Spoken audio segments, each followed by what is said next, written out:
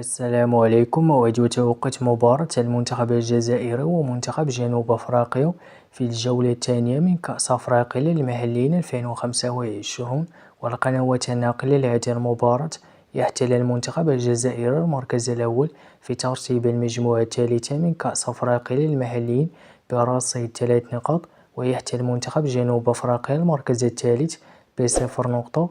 وستواجه الجزائر جنوب أفريقيا في الجولة الثانية من دور مجموعة كأس أفريقيا للمحليين يوم الجمعة 8 غشت 2025 على ملعب مانديلا الوطني بأوغندا في تمام الساعة 3 مساء بتوقيت المغرب وتونس والجزائر، 5 مساء بتوقيت مصر والسعودية إن شاء الله.